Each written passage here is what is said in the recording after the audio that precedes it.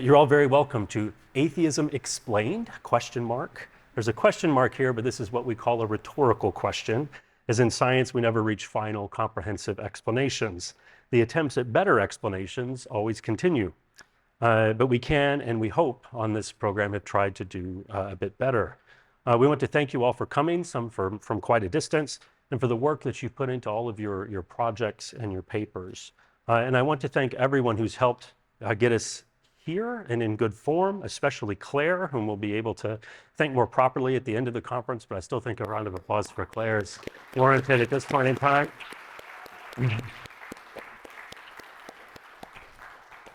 So atheism, agnosticism, and other forms of non-belief in God or gods, widespread, growing. The extent of this is debated, and we will explore this debate in our opening plenary session on the recent statement of secularization theory called Beyond Doubt by Isabella Kasselstrand, Phil Zuckerman, and Ryan Cragun.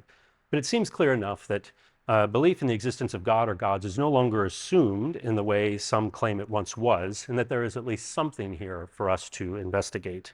Whatever the detail, debates are being had about the personal and social impacts of non-belief in God or gods and how to include such perspectives in legal frameworks, such as those governing asylum, education, how to incorporate atheism, humanism, non-religion and religious education classes, and public policy. And for many of us, that public relevance is the source of our interest in these areas. For others, the key interest lies in the scientific relevance of rising levels of non-belief in God or gods, and as it bears relevance for theories of both minds and societies. The growth of non-belief, as well as its uneven distribution, raises questions for the scientific study of religion, culture, and secularization. To what extent are cognitive, social, motivational, historical, and moral factors important in explaining who becomes a theist, an atheist, an agnostic, and why do some nations have higher percentages of atheists and agnostics than others? This was my original interest back at the start of my doctorate, as I was convinced that the cognitive and evolutionary study of religion was making real progress in explaining the ubiquity of many of the phenomena that are traditionally labeled as religion, including belief in God or gods. But I also saw the rise of what came to be known as the new atheism at that time. It seemed to me that this could potentially cause a problem for those types of accounts. If religion is so well supported by universal cognitive mechanisms, why are there so many atheists?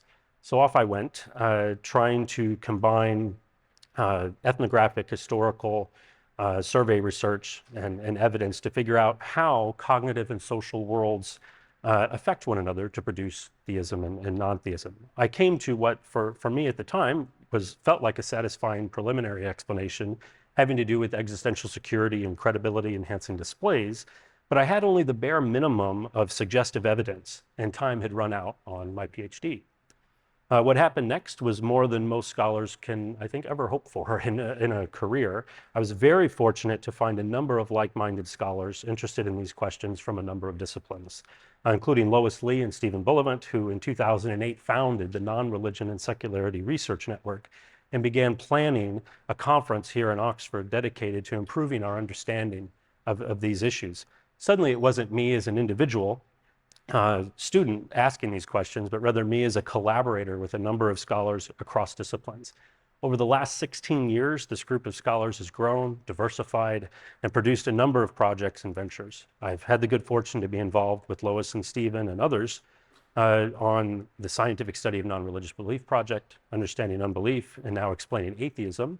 But there are also a number of other great projects, including Non-Religion in a Complex Future, headed by Laurie Beeman in Ottawa, and the Diversity of Non-Religion program run by Johannes Quack. On top of this, there's been now the publication of Secularism and Non-Religion as a journal, and now the Secular Studies series as well, of that journal, and also an edited book series. As a field, there's so much we've been able to accomplish, so much more than what a few of us thought we were doing as lone individuals in 2007 and 2008.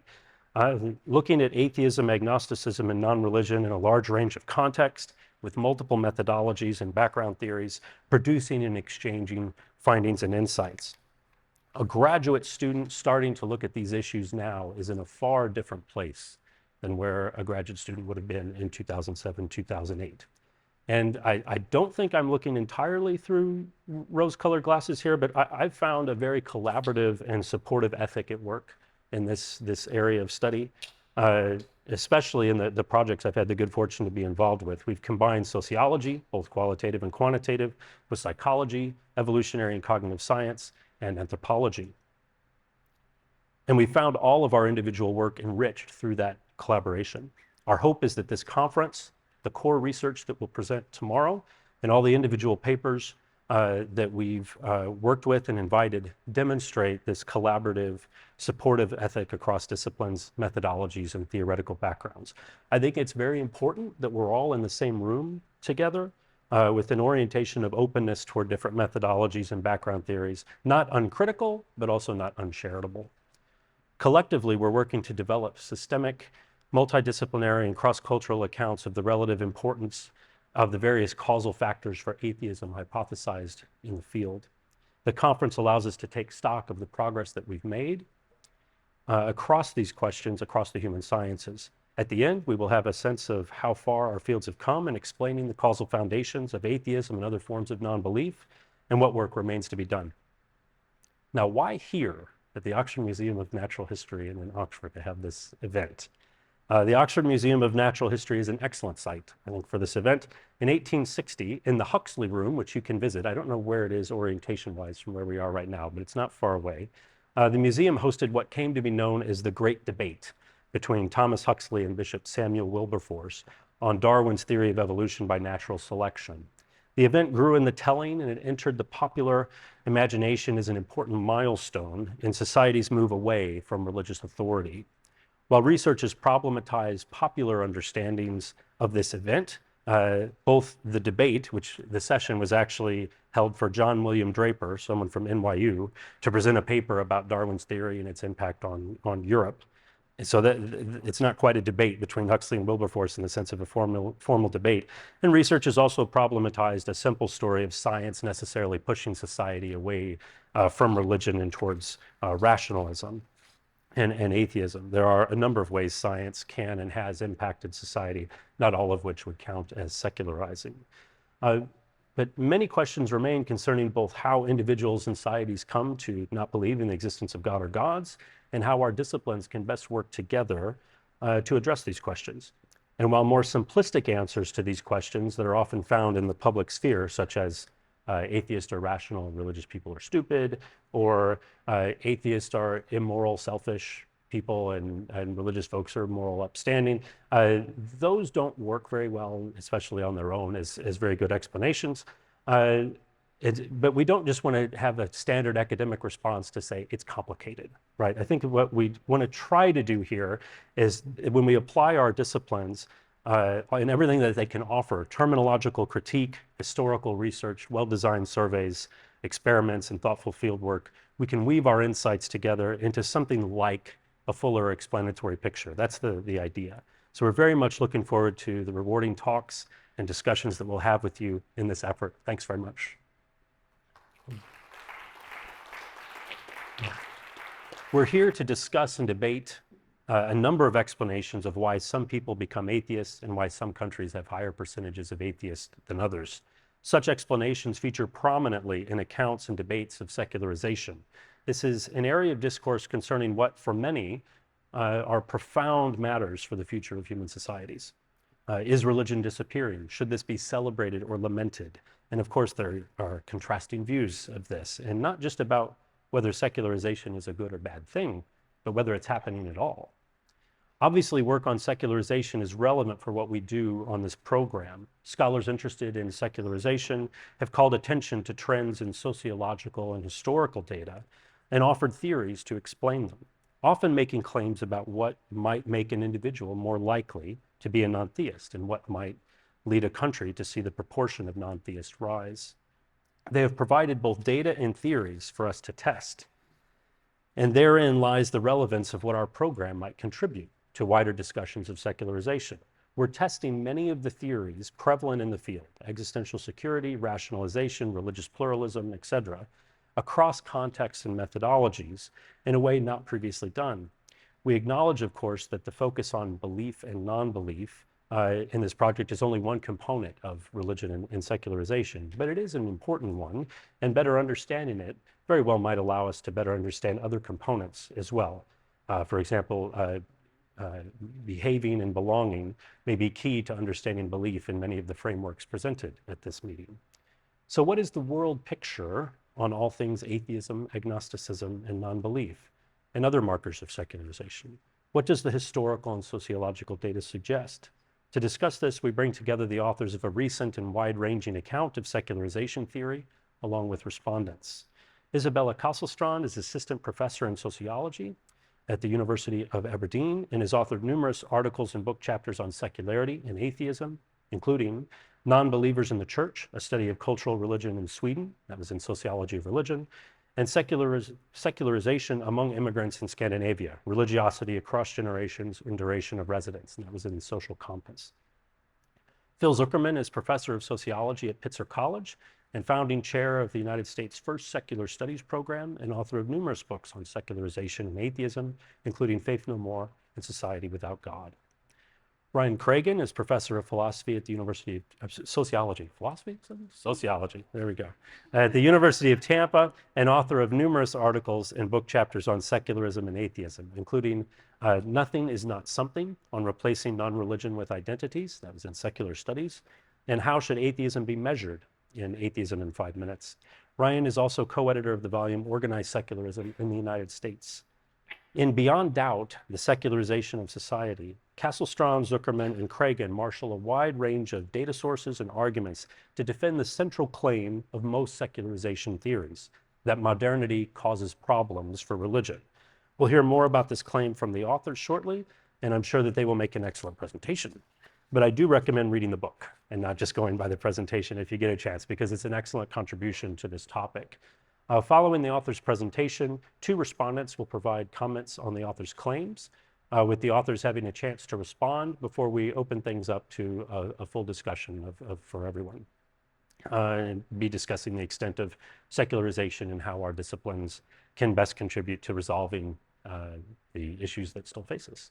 So our respondents are Hugh Turpin, so he's the principal investigator of the EA project, The Growth of Atheism and Agnosticism in 3 of Europe's ethno-religious secularization outliers. It's a mouthful of a project title. That's good. And has a number of articles and book chapters on atheism, secularization, and religion, most notably the book Unholy Catholic Ireland, Religious Hypocrisy, Secular Morality, and Irish Irreligion. And also Lois Lee, co-PI of Explaining Atheism, project lead of Understanding Unbelief, and author of numerous works on atheism and non-religion, including Recognizing the Non-Religious, Reimagining the Secular, and the Oxford Dictionary of Atheism. Very much looking forward to this discussion as a kickoff to our conference. So please help me welcome the authors of Beyond Doubt.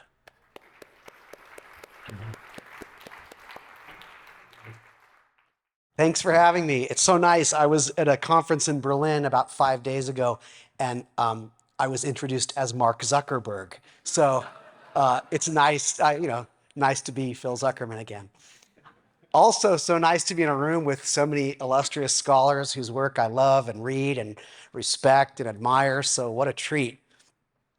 And I tell myself a story that I'm going to share with you. And that is about 10 years ago, I think, some time ago, the Templeton Foundation called me up and asked me to participate in a 1-day seminar in Venice Beach, California for $1,000. Good deal. And to discuss science and religion. So I went, and it was fun. Azim Sharif was there, and a bunch of other anthropologists were there. But it was afternoon. I was getting a little antsy and a little bit tired and crabby. So I was the only one at the conference who kind of said, actually, I think religion and science do have issues with each other. Sorry, they didn't. So then a couple years later, there was a call. I think it was for the Understanding Non-Belief or Unbelief, and I put in this big proposal to be part of it, and I got denied. So I like to tell myself that it's because I offended the Templeton Foundation, not because my proposal sucked. So please just let me keep that fantasy going that I'm blackballed by the Templeton folks, because, all right, thanks. Had to get that off my chest. Let's just say I'm jealous I'm not part of your program. Okay, so I think all of us, we came into undergraduate and graduate school sort of when the traditional secularization thesis was being called into question. So the standard secularization thesis that sociology had, established, in the 50s and the 60s and 70s and 80s, which was sort of reigning supreme, by the time we start becoming undergrads and grad students, Rodney Stark is king in the United States, and we are actually told, nope, secularization is wrong. And even the great Peter Berger, of all people, recants, the writer of this great Sacred Canopy, which seemed to explain it all, beautifully written. Dude never got out of his office and actually did any research, but still, great writer and great ideas and great with words. But so I remember, when I was in grad school, I was taught secularization thesis is hogwash and religion's booming around the planet. I know that Isabella has shared with me when she was at Cal State University, coming from Sweden of all places, and she took a social religion class, and there she was taught secularization doesn't occur, can't occur, and she's like, have you ever been to Sweden? And if I remember, she challenged the professor, and the professor said, well, if you think this is wrong, go do some research. And now she's a professor at the University of Aberdeen. Boom. Okay, anyway. So I don't need to go over all of this, but you can see. So we met at a conference in St. Louis, near where John grew up, at SSR. We went out for Thai food, and we were like, secularization's happening. And no one's written kind of a book-length account about this. Everybody's just kind of accepted this notion that it's been problematized, that the theory is outdated or worse. We'll get into that maybe. So we need to step up here and let's do it. And that was the start of this project. Just to, definitions are important. What do we mean by religion? What do we mean by secularization? And that's key because people are going to mean different things. So what did we mean? Well, we decided to define religion as the amalgamation of ideas, rituals, practices, symbols, identities, and institutions that humans collectively construct based upon their shared belief in the supernatural. By the way, that's about the only thing that we agree with Stark, not to speak ill of the dead. Okay, and then secularization, we're calling the process of religion losing its overarching hegemonic significance as a result of its being increasingly differentiated and sequestered from other institutional sectors of society, and two, the concomitant process whereby religiosity weakens, lessens, diminishes, or fades in society. So there you can see it. Sorry, I hate it when people read PowerPoints, but I forgot how we defined these terms myself. So now I want to make a quick counter move here or whatnot. One of the biggest critiques I get and that we get is that we have a too narrow Western or, notion of religion. And that, if you're talking about that standard notion of religion, of, people, by standard, I mean Protestant, Christian, Western notion of church-going religiosity and Sunday school, then sure, Phil, and Isabella and Ryan, religion is going down. But religion is much broader than that. And so what I find is, how big or wide you define religion is really important. And if religion, I remember giving a talk and a person raised their hand and they said, religion is just a philosophy of life. And we all have a philosophy of life, therefore we're all religious. And I was like, okay. But, if we're all religious, then what does the word mean? Like, if everybody's religious, then nobody's religious, and we have nothing to analyze here. And so I've had people tell me that religion is, something that anything that gives your life meaning is religious. Okay, I can't argue against that, but again, it's too wide for me. There is something in particular that I find religious that's different from things that aren't religious, and I'm interested in studying them and grasping them and understanding them. So for us, this was meant to say, like, we don't take this broad, everything is religion, gardening is religion.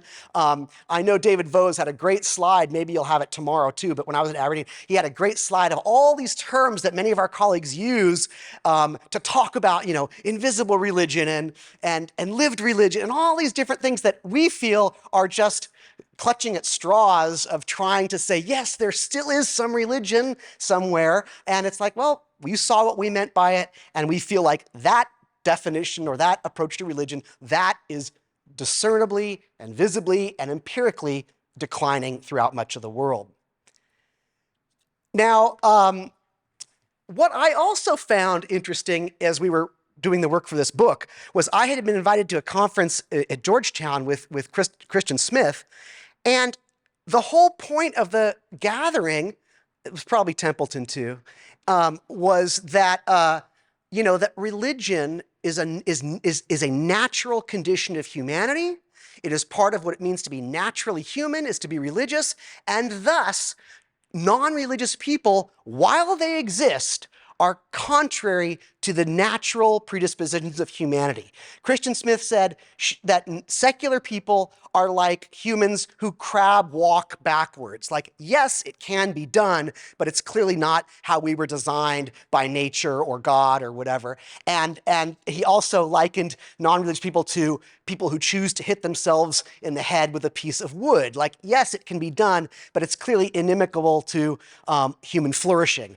And I was sort of stunned by this. I was like, what? You're saying that religion is sort of the natural default position of humanity? And so one of my particular chapters in this book, because we all did different areas we all focused on different things for different chapters, was to argue against this framing of religiosity as sort of the natural default position of humankind and secularity as something unnatural.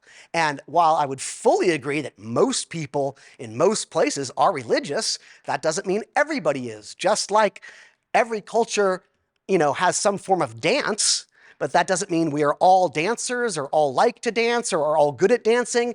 And in fact, some societies prohibit dancing. So, to say that it's natural, it raises a lot of problems, particularly in my home country where we are being increasingly run by theo-fascists who would love nothing more than to, characterize atheists as unnatural. In Saudi Arabia, we're illegally defined as terrorists, and I can imagine in the U.S. if Christian Smith's definition of religion being natural and secularity being unnatural, it too will be forbidden to discuss in kindergartens in Louisiana. Where was I? Sorry to rant. So we tried to say that yes, most people are religious, but that doesn't mean it's the only natural predisposition of humanity. And we do that by talking about the fact that there have always been non-religious people throughout recorded history, and we give some highlights of that. We talk about the huge number today of people who are not religious, and just by that basic fact, it's hard to call irreligiosity or secularity unnatural. And we talk about societies that actually have now a majority of people who are non-religious in varying degrees and however you define that. But I think that's actually quite significant. I think we focused on 7 democratic societies today now that have a majority of people who are non-theist, for example, which is, I think, remarkable. And then finally, we talk about the degree to which religiosity is so much a matter of intergenerational socialization. I think Abby Day was going to talk about that in her talk, but we talk about the research that exists that shows when kids aren't raised with religion, they tend not to be religious. It's pretty straightforward. Well, I shouldn't say that. The evidence seems quite abundant in the direction that children tend to be the religion that they are socialized in, and if they are not socialized into religion, very, very, very few grow up to be religious adults. So I am picking up on the next piece, talking briefly about the theory in the book. We, of course, are building upon lots of great theorists over time, some of whom are here in the room today, so that's kind of the first part. But I do want to just kind of give our very simplified version of the broad theory that underlies the book. And that's this kind of second sentence up there, where there is freedom of religion and modernization, both of those have to occur, religiosity will decline. There's a lot more that goes into this. Of course, it's very detailed. There's a lot going on. A couple of notable changes from prior versions of secularization theory. One, we have formal propositions that lend themselves, they're amenable to be tested, right? So they need to be operationalized, and then they can actually be tested. We thought that was an important contribution. And the second one is we actually dropped privatization. We think it actually falls under a second piece, and I'm going to kind of talk about those briefly. I am trying to be cognizant of the time. We also introduced 2 new concepts. I'm not going to go into a lot of detail. We could do it during the Q&A, but we introduced an idea of artificial secularization and also the idea of artificial religiosity. And this comes really in the last chapter where we talk about exceptions to secularization. So at the very end, we do wrestle with some of those assumed exceptions, and we actually argue that for the most part, they're not actually exceptions. Very simply, this is basically the model. I'm going to show the more complex version here in a minute, but we basically have two factors that are contributing to secularization in society, and then we're going to walk through some of those propositions. The first is differentiation. The second is rationalization. I'll talk a little bit more about rationalization because I do think it's important. Both of them contributing to secularization. I want to touch briefly on our propositions. Happy to address these during the Q&A, but just so you've got a sense of what kind of propositions we put forward in the book. The first one is just a straight differentiation. And I will note all of my pictures are from ChatGPT, so they're all made up, but I couldn't actually get these. So our very first proposition, the greater the differentiation at the societal, institutional, or individual levels, so we're recognizing that secularization plays out at 3 levels, the more likely secularization is to occur. So we're talking about individual level, but institutional and societal level differentiation as well. Rationalization. So there is a reason for that picture. I used this actually in my class to explain it. The more rationalization that exists at societal, institutional, and individual levels, the greater the likelihood of secularization. The example we actually use in the book is if someone is not able to have children, right? There are multiple routes to pursue to try and actually address this issue. One, of course, would be to turn to religion. The other would be to turn to some sort of medical means to address that issue. Our argument is not that humans are innately rational or inherently rational or even close to rational, but they tend to prefer more rational methods that have more efficient outcomes. So that's the argument that they would instead, if somebody's infertile, they would go to the doctor instead of going just to religion. So that's the idea behind rationalization there. Next one that actually draws on, I guess we would call him young Berger, not old Berger, right? Which is pluralism. The greater the religious pluralism of an individual's social network and contacts, the greater the likelihood that this individual will secularize. So if they have a very diverse network, we argue, and there's empirical evidence to support this, that they're more likely to be less orthodox or orthopractic in their religion. They're more likely to be secular. We also draw on Norris and Engelhardt, right? So we mentioned them earlier with existential security, that societies with higher levels of existential security, like our Scandinavian countries, that was my attempt to get somebody leaving the hospital in Norway. You can see the Norwegian flag here, right? I liked that. So ChatGPT threw it in. Will be more likely to secularize. When you have that existential security, it does play out. Do we see the flag? We're getting it. Yeah, and yes, they're all messed up. It's ChatGPT. Next one, Phil already mentioned this. This is my favorite picture that ChatGPT rendered for us. Children who are granted higher levels of autonomy regarding their religiosity will generally be less religious than are their parents. If you give children the opportunity to decide between playing video games or going to church, those who have children probably know what they're going to pick. I have a 15-year-old. It is not even a competition. And then our last one. The end stage of secularization is not widespread irreligion, but rather widespread religious indifference. This is obviously drawing on the work of Johannes Kwok and his colleagues. And it's a very important point that, again, we can bring up later if we want to get into the details. All of that leads to our full model, which is in the book and kind of in detail. It gets a bit more complicated than that first one, but you can see that we're laying out that what underlies both differentiation and rationalization is economic development. And then that contributes to all of these other pieces that we built into the model, all of them ultimately leading to secularization.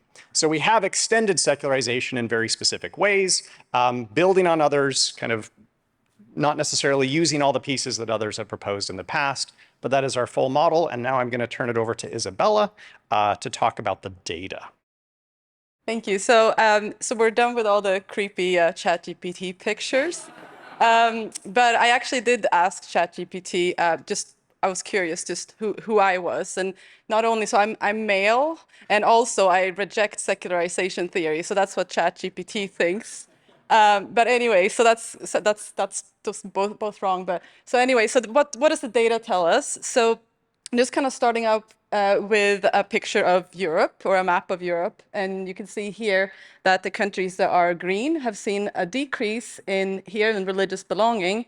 The countries that are yellow have seen an increase, and the ones that are blue have seen no change. And this is a change of at least 2.5 percentage points. So when we're talking about change here, this is data from the European Values Study and the World Values Survey, and the change is looking at the difference between the first wave or first time they participated in this survey and the most recent one. And the mean and median number of years between the two measures is 22. So it's still a relatively short time frame, but clearly we've seen quite a strong pattern here when it comes to religious decline. So we can see something very similar when it comes to belief in God as well. And also when it comes to monthly attendance of religious services. And you can see some kind of interesting cases here in terms of Iceland and Finland, for example, most likely explained by a floor effect because they were already so unlikely to attend religious services in 1981 or whenever it started, that a change of, a decline of 2.5 percentage points would be kind of hard to come by. So this is just Europe, and it has been argued elsewhere, for example, in Grace Davies' book on Europe, The Exceptional Case, that secularization might be happening, and especially when it comes to religious participation, but that we are just seeing this happening in Europe. So I know it's a long quote here, but so she's arguing in 2002. So it's been about those 22 years that we were talking about, but. Europe increasingly looks like an exceptional case when it comes to matters of faith. Europeans find this hard to believe. They are prone to think that what happens in Europe today will happen elsewhere in the world tomorrow. Hence, their conviction that as the world modernizes, it will necessarily secularize. And then that evidence suggests that even if we restrict the discussion to Christendom, there is scant evidence for secularization in, for example, the United States, Latin America, despite convincing indicators of modernization in some, if not all, of these places. So what has happened in these past 20 or so years? So here we have North and South America, and we can see a similar pattern there as well. We have seen a decrease in religious belonging in almost all countries, exception of Peru here. So, and when we look at the whole world, and I'll skip one slide there, but we can see a similar trend when it comes to countries that are sort of modern or modernizing. We can see similar patterns in Australia, New Zealand, South Korea, Japan, and so on. So we are not just looking at a European phenomenon when it comes to secularization. And this is in terms of religious belonging. And we can see something similar when it comes to monthly attendance and when it comes to belief in God. So some of these arguments, again, is that so we are sometimes told then that, well, perhaps, again, it's mostly something that we see in Europe or in the West, but even in some locations, like, for example, we focus more in depth on the case of Chile, we can see a very sharp decline in religion over time. So, for example, if you look at this survey question from the World Values Survey, again, it's not the sort of the most ideal question, but there's other measures I'll show you as well. And here we can see that in terms of defining as a religious person, 76.8% of Chileans did so in 1990. And that was down to 49.9 in 2018. And in this same time frame, the percentage of people that identify as atheists, has gone up from 3.1 to 8.2%. So we are seeing a very sort of clear trend here. And if we look at some other sort of measures as well, so here, for example, here's also about identifying as a religious person. And on the x-axis, you will see the kind of birth cohort or the decade that the respondent was born in. And on the y-axis, you will see the percentage of people who identify as a religious person. And you can see here that, yes, there are differences across cohorts. So older people are more likely to say that they are religious compared to younger people. But we can see that because we see the blue line is 1990 and the red line in 2006 and the green in 2018, we can see that also changes within the cohort. So, for example, people born in the 1950s, they were more likely to say they were a religious person in 1990 and in 2006 than they were in 2018. So we're seeing some clear trends when it comes to secularization in Chile as well. The other case I would like to sort of highlight briefly is that of South Korea. Here we can see a table of religious belonging in South Korea, and this is an interesting case. We can see in 1982, we actually have, sort of 46.7% non-religious, we have 8.7% Catholic, 15.3% Protestant, 28.8% Buddhist, and so on. And then we actually saw in the early 90s, mid-90s, an increase in Protestant Christianity, in Catholicism. But then we've had, it's kind of the trends have turned again. And in 2018, or in the last sort of couple of decades, we've seen a sharp decline as well. And in 2018, we had 64% that identified with no religion, and only 14% Buddhist, which is the lowest, lowest measure to date. So when it comes to identifying as a religious person, we can see here that in 2001, 31% identified as a religious person, and that kind of stayed quite like steady, I would say, up until sort of just about 15 years ago. And then we've seen a sharp decline in religiosity in the latest measure, as well as an increase in atheism as well. And sort of the final sort of data I would like to present is what does this look like if we look at some other measures? And there's room to ask additional different survey questions. But what we have available is, for example, this. So here we have some survey questions on religious practices, and this is for South Korea. So we have a question on attendance at religious services monthly. So that's kind of the more standard traditional measure of religious participation. There's a question on visiting holy places monthly. There's a question on whether shrines, altars, or religious objects are on display in the respondent's home, and whether or not they read or listen to scripture outside of worship. And we can see here that for South Korea, there's a minority of respondents would say yes to any of these across the birth cohorts as well. We do see some cohort differences, but the participation in these other sort of measures that we have here would still be very low. So I think that sort of wraps up what we were going to say. So yeah, thank you.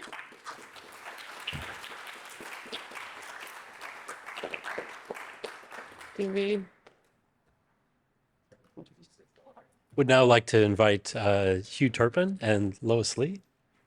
Thanks for allowing me to participate in the panel. I love the book, but yeah, I'm going to begin now. It's a little less data-driven than what we've just seen, but somewhat impressionistic in parts, but let's just go with it, okay? Beyond Doubt assembles a powerful body of evidence defending the secularization thesis, one that I broadly agree with and I think is very difficult to refute. Towards the end, we have a chapter on the exceptions, modernized societies that have long been held up as counterexamples to the secularization thesis, but in fact do not contradict it. This, I suppose, is where I should insert my own research into secularization in Ireland and other European exceptions where cultural defense has inhibited religious decline. In many ways, it supports what the authors have to say.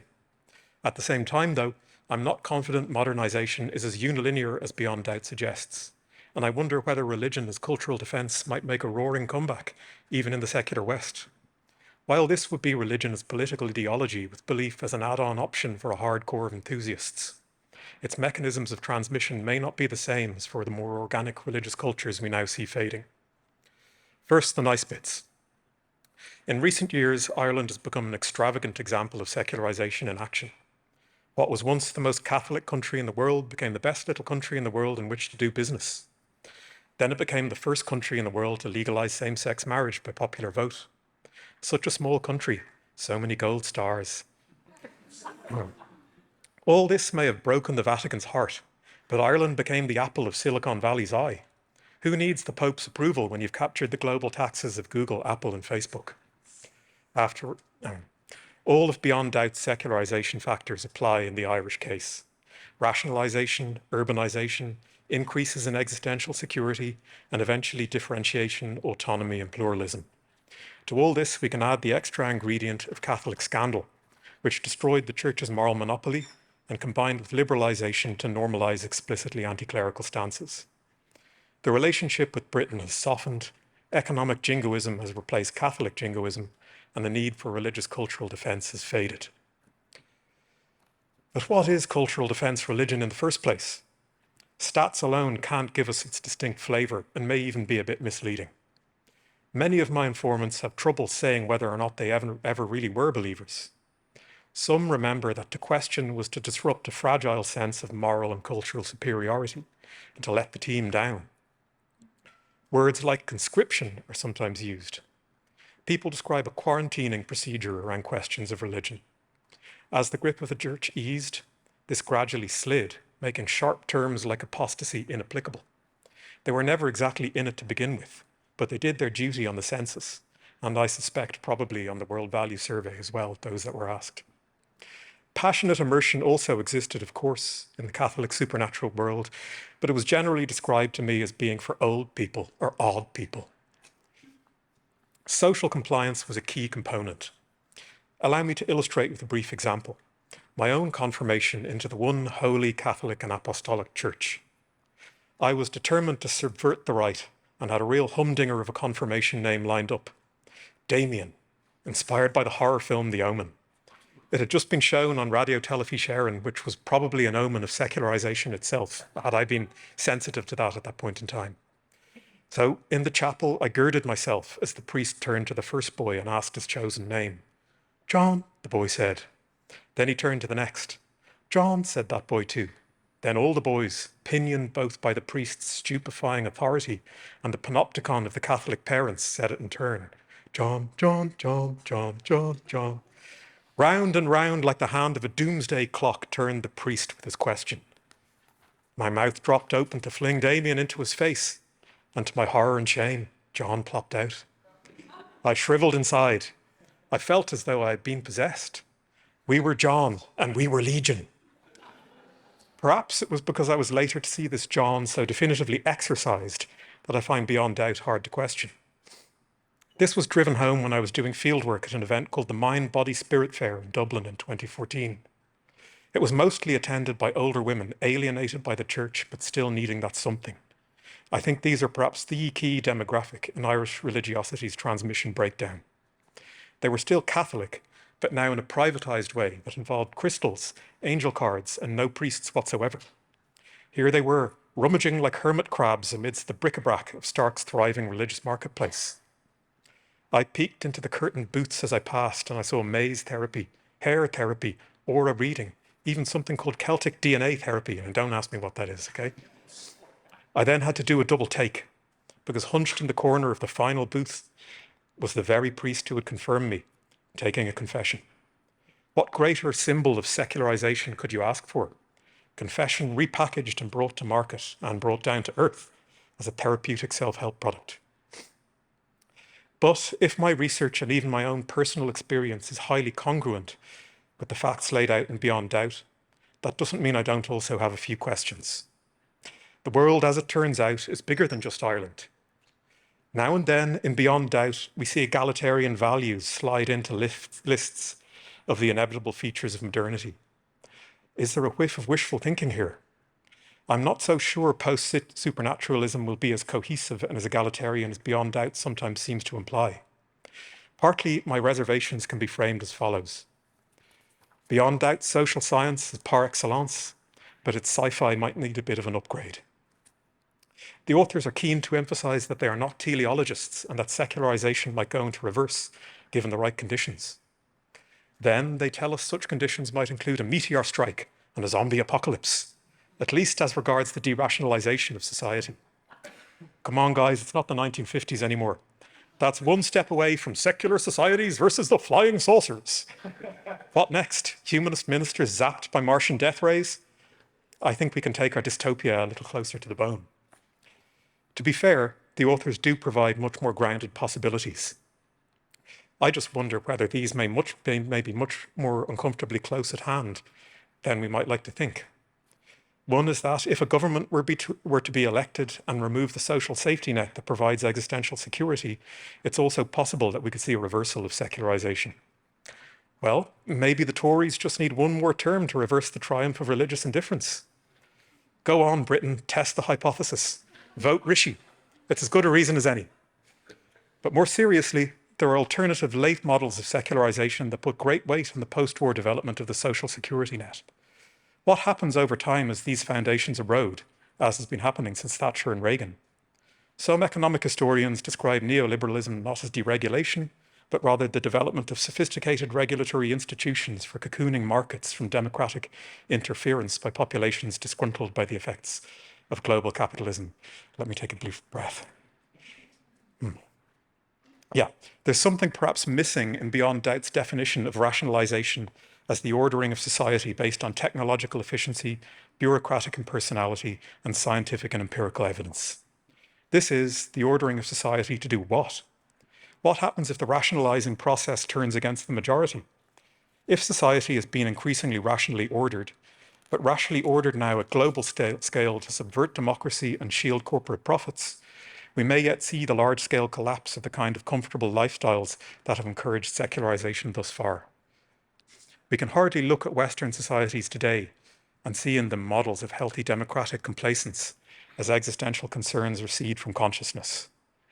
So why do we not then see the revival of belief in the UK and the US, where this trajectory is arguably most developed? Maybe existential insecurity just needs to fall much further before the uptick in faith comes. Or perhaps religion, like a tree, can't regrow once the roots wither. Or maybe our technologies absorb us now instead. Or Marx's opium of the people can't compete with fentanyl. Or just maybe we do see an uptick if we view things from a different angle. I understand the parsimony of a substantivist approach to religion, but from a more cognitivist perspective, we might see the outline of new witchcraft beliefs and messianic and teleological yearnings behind the conspiracism that has greeted the permacrisis of recent years, QAnon perhaps being the most fascinating example. Whatever the case, I don't necessarily see current conditions creating post-supernatural societies that are cohesive, rational, or moderate. So that's neoliberalism done. How about AI? According to the authors, an integral and ancient component of secularizing differentiation has been economic stratification, ultimately leading to education systems for equipping populations with the knowledge and skills to make them contributing members of secular societies. But what happens if it's increasingly machines, not people, who have the knowledge and skills to contribute? Potentially, we may be looking at a collapse in stratification as most people become interchangeably economically useless. Looking at the political priorities described above, it's a bit difficult to imagine that we will be shielded from the consequences. I'm not sure we can yet envisage what worldviews might proliferate under these circumstances, but I doubt there's probably no God. Now stop worrying and enjoy your life will be one of them. What will such people have to give meaning to their lives? The answer may be their culture. In the rudderless torpor of a redundant human future, we might even want the depersonalized tunnel of the religious funeral back, because what will there have been to celebrate? But I think there are more immediate challenges to secularity than this. There are two statistical trends I want to mention here. The first is that in recent analyses of World Values Survey data, these have indicated that while religiosity may show broad signs of cross-cultural decline in some parts of the world, this doesn't seem to mean that moral values are converging. Instead, Western societies have doubled down on individualistic and egalitarian norms, but many other societies have not followed suit, even as they have become richer. A recent Nature paper interprets this as evidence for Eisenstadt's multiple modernities thesis. Values are converging within broad geographic regions, but diverging between them, perhaps as non-Western societies become confident enough to assert their own values in the global stage. A second statistical divergence that has become cross-culturally evident is that while women remain more likely to be liberal than their forebears, a significant contingent of young men are now turning right, including in the most secular and liberal societies of the West. Nobody can possibly predict where these trends will lead or whether they will last, but I think we can glean some tentative insight by considering a canary in the coal mine micro-event, the conversion to Christianity of Ayaan Hirsi Ali, once the honorary fifth horseman of New Atheism. She maintains that atheism cannot resist the triple threat posed to the West by Islamism, wokeism, and the Russia-China axis, thus her newfound faith. This is deeply familiar to me. This is religion as cultural defense. As the West loses geopolitical hegemony and other powers assert themselves, the impulse for cultural defense within the most secularized societies may rise. And while I don't think the rightward trend among young men indicates revived Christian religiosity, it might indicate growing Western nostalgia for homogeneous, confident, and historically Christian times. Can such sentiments be converted into a resurgence of belief? Here we face the problem that we don't yet know what religious belief actually is, or whether it's even just one thing. When pushed by Richard Dawkins as to whether she really does believe in Christianity, Ali said she chooses to believe. This opens up a whole psychological can of worms. I think there is a dimension whereby a normative or socially expeditious position can come first, and an anchoring belief can follow suit as a tactical means of reinforcing it. There probably isn't a single means of accomplishing this. It might come via quasi-fictional immersion through ritual practice, as some anthropologists and philosophers have suggested, but I think a quicker route for most people might be the adoption of the kind of quarantining strategies I alluded to above in the Irish cultural defence case. Configured this way, socio-tactical beliefs can probably spread quite rapidly through a population, especially if there's pressure from above. There isn't such pressure now at the Western imperial core, but that may change.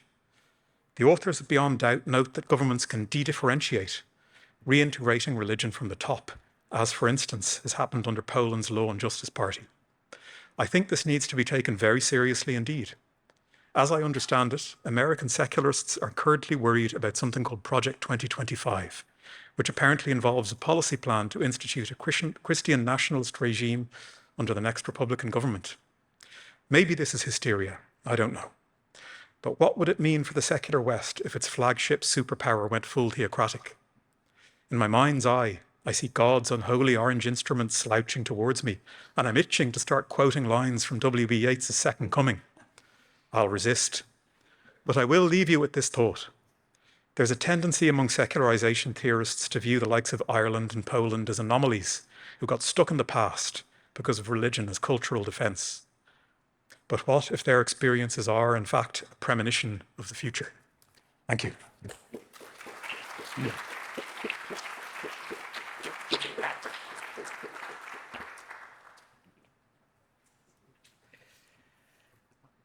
Brilliant. I'm going to echo some of those ideas. I was going to be really nice about the book, and then Ryan put those images on the screen.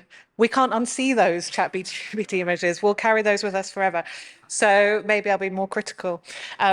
It's interesting seeing this reflection about Rodney Stark and his distinctive input into the flourishing of non-religion and secular studies. I don't know what he would make of that.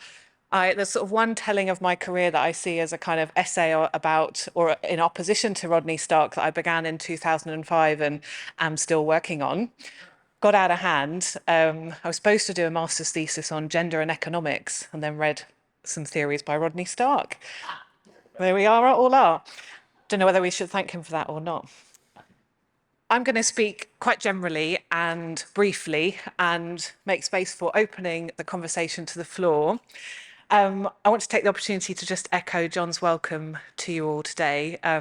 It's really exciting to see you all here. We have this slight feeling of being a kid in a candy store, to be in this auspicious setting with these leaders in the field, early career researchers who are really at the cutting edge of lots of the methodologies that we need to bring to bear on this work, people working in media, education, NGOs and so on, who are looking at the kind of impact some of these debates have, and then also bringing new issues to the table that I think are interesting and feel productive and meaningful for lots of us to grapple with. But particular thanks to Ryan, Isabella and Phil for coming and being here today, and taking the time to talk to us about this new book, which I think does mark a kind of milestone in the field. I think it's really great to open the conference with it, and it's kind of, as well as the specific theory and ideas, the kind of broad reflection it makes on how we study the field, how the field has changed over time, how that work has grown, as well as giving an account of the phenomena at hand, but looking at the field and where we're at now. And I think that helps situate the work that we'll be doing, sharing with each other over these coming days, and discussing further. So I'm very grateful for that. The book's clearly offering a sort of definitive statement on secularization, framed in some ways as an endpoint, although in other ways there are many open questions that you point to, but there's a kind of slam dunk element to it, secularization, beyond doubt.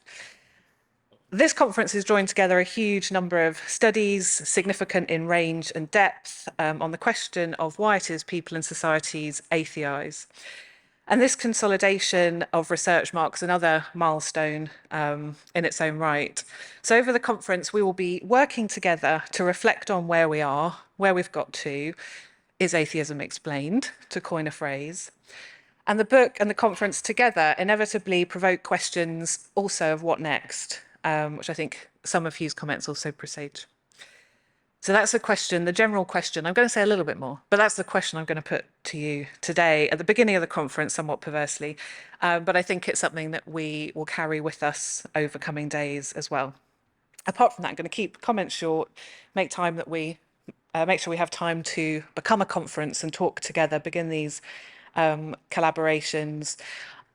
I want to point to a couple of important strengths, I think, about the book, and then also say, as I'd mentioned to the authors just before this talk, that when I became aware of this book, Secularization, beyond doubt, I was committed to writing a paper called Secularization RIP Again, which is referencing a 1999 article by Rodney Stark, Secularization RIP. There is a tradition that I think we all follow and take with us from Rodney Stark. I don't know if we'll be flattered by the idea of sort of throwing titles around like hand grenades in this field. And I think many of us on this stage are guilty of that.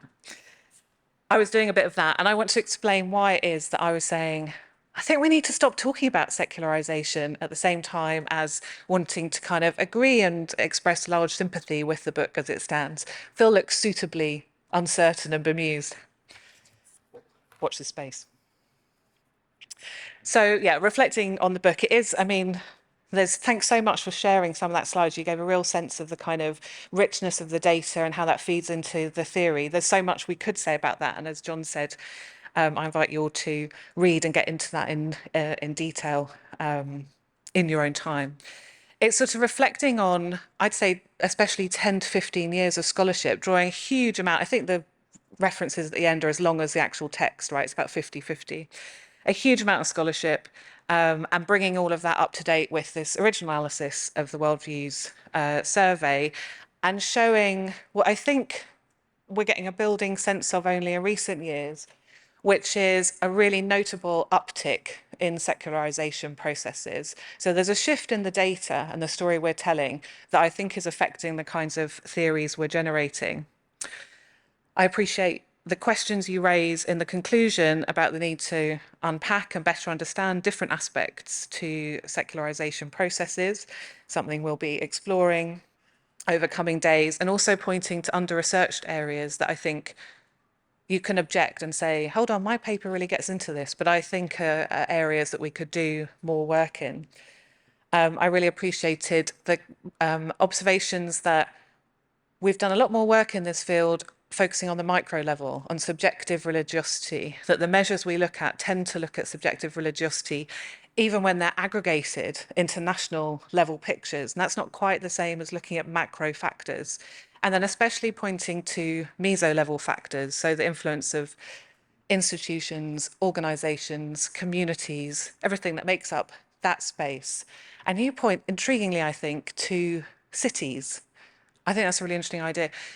And it echoes work that David Vos did in that first Oxford conference, looking at microclimates and the way in which religiosity and trends around religion, but also trends around rates of non-religion, tend to cluster into these kind of microclimates that we can geographically map. And we do tend to talk on the national level, and then within those nations, think about things that are affecting individuals and kind of individual trends. So I think there's a lot of kind of really interesting ideas like that, which I'm not going to go into every single one, but there were a couple that I thought were very interesting and something that we may, as a field, want to take forward. As I say, data rich and coming together into this theoretical framework. What I wanted to think was be a bit kind of meta and think about, as I say, this book as a kind of milestone, a sort of putting a flag in the field, as it were. This is where we're at. And for me, it sits alongside a couple of other recent publications. In my mind, I kind of group it with Ronald Inglehart's last book. Let me read it rather than get the name wrong. Religion's Sudden Decline, What's Causing It and What Comes Next, from 2021. And then also Jörg Stolz's presidential address from 2019 in Barcelona at the International Society for the Sociology of Religion, which he then published as an extended version the following year, Secularization Theories in the 21st Century, Ideas, Evidence and Problems. And Stolz, I think, describes a kind of helps us understand those publications in a kind of periodized history of the field itself, which I think is quite interesting. So he talks about a classical phase in theorizing about secularization, which he dates quite specifically from 1960 to 1985. And then that phase in itself built on a kind of longer history of classical theories of secularization from sociology and kind of proto-sociology before that. And then he says from then we move into the contentious phase, enter Rodney Stark, from around 1985 to 2000, a phase in which secularization is repeatedly called into question, seemingly from all directions. I think that kind of chronology makes sense for the sociology literature. If we engage more widely with political philosophy, anthropology, and other areas, I'd be inclined to expand that timeline to at least 2005, but maybe later into the noughties, to encompass critical secular studies, work like Talal Azad's work, which look to reappraise secularism as a political regime, but have kind of big implications for thinking about secularization.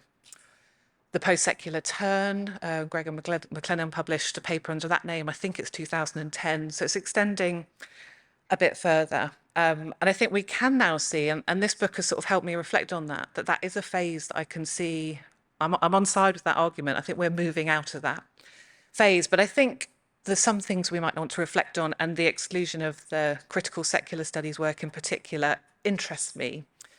And is something I propose it might be beneficial to engage with. One thing is that I think as a field in non-religion studies, and I'm echoing some ideas that James Beckford proposed in his 2011 piece, is that non-religion studies hasn't engaged enough with critical perspectives. And specifically building on that, colonialism isn't a word that we engage with very much. So if we're looking at these maps, we're looking at decisive spreads of, is it secular culture? It could be. I think we need to sort of take on board some of the politics of how culture spread as well. And as a field, I'm not sure that's something that we've done as expansively as we could. So I don't want to forget the contentious phase entirely and say we've moved out of it. I think there are things we could take forward. But then Stoltz says we're moving into what he calls a neoclassical phase. And neo is helpful, isn't it? It captures, we can bring stuff with us that we like, but we'll return to classical theories at core. And he sees that as starting in the early 21st century and then bringing us up to the present day. And in this scenario, secularization processes appear to have been ongoing. They demand our attention. I think something is distinctive, something I've argued elsewhere, is that it's in this period that we see a much larger number of countries become very decisively, if not predominantly, non-religious. And I think that partly shapes this new phase, which is that it's grounded in empirical research. And your book, I think, also kind of echoes and kind of marks that shift. We've moved from basically a situation in which our ideas about secularity were somewhat out of necessity, hypothetical. This is where we're going. This is what things might look like. And we've moved into a situation where we can see it's here and say, what is it? So that, I think that's quite a different period that we're in. And I think that shift towards the empirical underpinning of what we're doing is something that really defines a new period of work as well. So I've used Stoltz's periodization. I quite like his terms, but I think you echo that in the book and you set out that kind of history of the field, starting with Stark as well.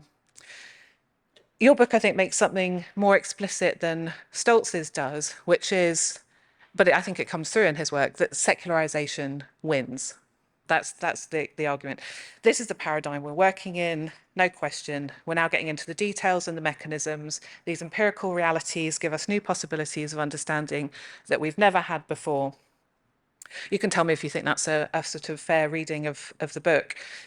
But I wanted to extend that question to the group as a whole. Do you feel like you're working within a secularization paradigm? And I think paradigm is the right way for thinking about how theory comes together to shape the kind of empirical work we're doing and the questions that we're asking.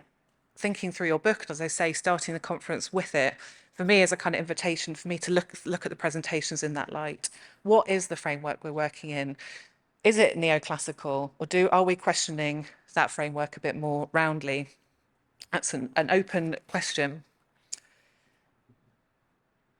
yeah, so one other reflection on that. So I've scribbled out a long one. So anyone's thinking, I want to speak. I'm trying to make sense of a whole page that's crossed out. You'll be pleased to know. So just one other reflection on that is that thinking about the theories we work with and the idea that secularization is beyond doubt and relates to relatively recent data. So you point to, and I've mentioned this marked increase in or decrease in supernatural beliefs in the last 2 decades, say, but you also point to increases in supernatural and afterlife beliefs in the 70s and 80s, and then show how the trends return to the story that you're telling. Inglehart's book paints a very similar picture. So, for example, he draws a shift from a situation in which, at the start of this millennia, more countries were religionizing than were non-religionizing. And from around, I think it's 2007, his turning point, we see more countries globally non-religionizing than religionizing. Got it? It's one of those ones that a slide is probably helpful. So we're seeing this shift that actually when I started writing in this area, we weren't anticipating. We were saying, this is growing, but religion's growing faster. So there have been these kind of decisive shifts, but they all take place over a sort of 2-decade framework. So the question I have is about, echoes some of the things Hugh's saying, about the temporality of the arguments we're making. In theories around religious change and worldview change, we have a set of conversations that are operating, I'm going to generalize slightly and say they're operating with centuries. There are these long declines that take place over centuries, and we see these kind of decades here and there that move away from that. I'm going to situate your book in that argument. So the idea about there being artificial, you can sort of explain exceptions, which is to say data that only lasts, tells you something about a decade, can then be absorbed into this bigger story. And then we have a set of accounts that's really interested in those decades, whether that's 70s and liberalization of views about sexuality being a crucial point, whatever it might be, those decades matter. And I want to sort of put to you whether there's an opportunity to think about what might happen in the next 2 decades. So to take up what Hugh's saying, could there be shifts in those crucial things you use to index modernity? Does that growth of populism challenge the religious pluralism or the pluralism that you see as being a foundational to secularization? Would that see a change in your framework? It doesn't matter if it only lasts 10 years or 20 years? Or is there a way of kind of integrating these 2 timelines? Do we have to, in our debates, pick a side? Are we on the decades, the story of what happens in every decade or so, or are we on the side of what happens in centuries? Does a religionization that might arise from a decline in material security, for example, look different if we've got to a certain point in secularization? Can we bring them together in that way? So finally, and I didn't check the time, so I hope I haven't been talking for ages and ages, I'll just say something about secularization, rest in peace, and what I meant by that. I've probably given away that I'm not a stark sympathizer. That wasn't the idea. Very briefly, the sort of short version of that argument that I was making was that the big story might not be so much about religious decline as it is about worldview change. So previous kind of models that have said we need to look at change rather than decline have sometimes trying to be explaining away secularization. So they've been saying religion's changing, but it's still there in this modified form. Or traditional religion's declining, but we've got spirituality, which looks quite like religion in some way. That's not what I'm arguing. I'm arguing that we need to take the secular populations we have at hand much more seriously, honour the growth of naturalist outlooks and dimensions, but that we might still want to tell a story of change, of worldview change, rather than decline. The potential issue I see with secularization at this point is it's kind of obsessed with religion. And I feel like I'm taking up some of the ideas in your book when I sort of say, should we get over it? You argue that the endpoint of secularization is people don't care, people don't mind. Should we be living by the sword as sociologists in this field? So you talk about, as you say, it might not tell us a huge amount about Swedes as secular, talk about them as secular. They're people who are not explicitly secular in their daily lives. They might not even be explicitly non-theistic. So if I describe this country as secular, have I got to the point where I'm just learning nothing about it? So the problem with secularization theory potentially is that it doesn't tell me enough about who Swedes are, about the way they make sense of what life is, about how that manifests in ritual, practice, culture and tradition, about how their new existential traditions are shaped by their religious histories, however diffusely that might be, about the politics of religious privilege that might be bubbling under the surface there, and I guess echoing what Hugh said, is it all good? Is everything about secularity in Sweden or anywhere else, not to pick on Sweden, all good? Secularity itself might operate as a cultural defense. I think we've seen some statistics showing that secular identities can be mobilized into those populist, racist dynamics that go on in certain contexts. So I raise this knowing that some of the authors are also interested in these kinds of ways of thinking as well. And it's another way of coming back to the question I began with, which is what might be next? I don't know if you feel it's too soon. I don't. What next?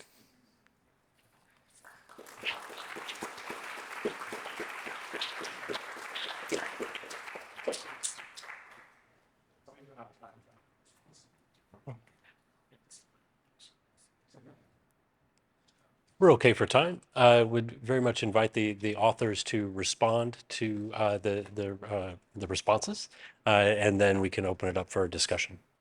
First, thank you both. Those were great. I think there's more agreement than disagreement on almost all of these points, so that was really delightful. I've got lots of notes, lots of things I could say. I do want to start out by saying that the zombie apocalypse, I just wanted to put that in a book.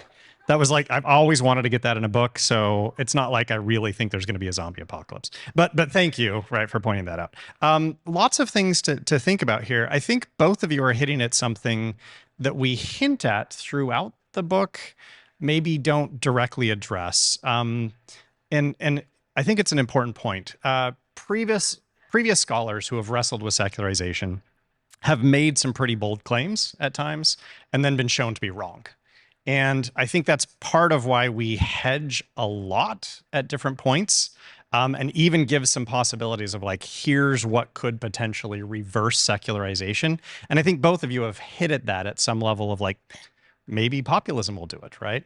To quote Darren Sherkat, who did review this at the SSR conference, he said, "We are threatened by neoliberal fascist populists, and that could reverse secularization in the US." I think that was also Phil saying the same thing. That's true, right? That absolutely could happen. We've seen something like that. We talk about it in the exceptions chapter with Russia, right? So Russia we use as a big example of like, it looks like religiosity has increased. It's complicated. And you get that in the chapter that it's actually weird how that played out. But I think those are very, very good points. I agree with all of that. I think both of you also raised the issue of like, what does religionization, so that was your term, I think, Lois, what does it look like once the existential or security or safety net goes away? Is it going to look just like religion now? And I think that's an open question. I don't know that I have an answer to that. I don't know if either of you have answers to that, but I think that's a great question. I think it's absolutely possible that secularization could reverse itself. And we open up that opportunity and that possibility in the book. I think you're both right in saying like, we're kind of saying that secularization won, but with caveats, right? Like it could change, it could reverse itself. But at some level, this is kind of like a victory march, right? Like a victory lap. We're like, yeah, we won, we were right, they were wrong, Rodney Stark was wrong, but with caveats, right? So I think we were tried to be careful, maybe not careful enough. I don't know, maybe we need to think about that looking at the book. Other things that I wanted to mention here, but again, I think I agree with almost everything that you guys said. I think there's some really good points in what you said about, I think both of you are hitting at this again from different angles. Is secularization all good? I don't know that we would argue that, though Phil might. Phil is a bit of a cheerleader for secularization, so we'll let Phil talk about that. But to the point of like, some of those values, like the values don't necessarily align. You see countries that are secularizing and they may have different values. It's not that secularization leads to some sort of universal culture and everybody's going to look the same way. It could be very different and we might end up fighting over other things. So I think these are all really good points. I've got lots of notes that I want to kind of spend some time thinking with, but do you guys want to respond? Yeah, jump in. Yeah, thank you both for that. That was really, really good. The Lois's comments about that, that I would like to address would, is the part about whether secularization research is kind of obsessed with religion. It's a really interesting one, and I think that's probably true to some degree. Just for me, sort of personally, I would never have become a sociologist of religion or non-religion if I hadn't lived for a number of years in the United States, in a very kind of conservative religious part of the United States as well. I don't think I would have ever even sort of thought about studying this, or if I hadn't experienced that. So many times, sort of, if I were to discuss my work with friends' family in Sweden, for example, they don't really see the point. And I think I noticed something slightly similar, kind of moving from the United States to Scotland, where I live and work at the moment. Aberdeen is the most secular sort of council area of Scotland, and I think that a lot of students and just people in the community in general just don't really, they're highly indifferent. They don't really see the point. Like, why are you studying that? That's we've already settled that a long time ago. But we all know that if we look at the whole world, we're definitely not done with this question, right? There's so much going on, and again, the world is really complex, and religion hasn't disappeared, and it won't disappear anytime soon. So I think, I think secularization research is probably a bit obsessed with religion, but so I guess that also kind of, like you said, opens up the question of what should we be doing instead? what should we be focusing on? So yeah, I'm just curious to hear what everyone else thinks about that as well. Just thank you so much for your thoughtful responses and reflections. Thank you.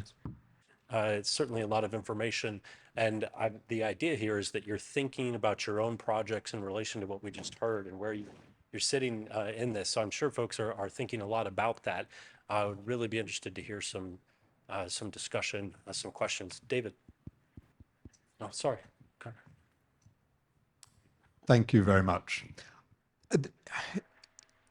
It's interesting, this issue of whether secularization theory should get over religion. I was intrigued by the fact that this book was given the opening plenary and indeed given a lot of time and space in this conference on non-religion, because I actually see these two topics as being quite distinct.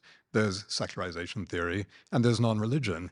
And if I can actually perhaps abuse the confidence of the sage of Aberdeen, Steve Bruce, when I've discussed the distinction with him, said, those people have to get over non-religion. People are not religious. Get over it. There's nothing more to say. So the interesting issue is really how religion comes to decline and is still declining around the world. Anyway, I just sort of throw that out as a provocative riposte to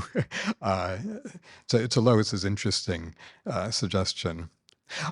On the issue of what comes next or whether religion could make a comeback, I mean, I've been connected with the view that I have stated myself that the toothpaste will not go back in the tube. And I'm going to defend that position, although Jörg Stolz and others have presented counterexamples that actually I buy. So, for example, Georgia went through political and economic crisis that was absolutely devastating. I mean, almost inconceivable declines in GDP per capita, for example, and religion did rebound. So I think that it can happen, but I think it is very much an extreme and exceptional case. Now, that said, I completely buy Hugh's point that irrationalism is not going to disappear. And in a sense, I agree that some form of religion / spirituality / non-naturalism is part of the human condition and is likely to be around forever.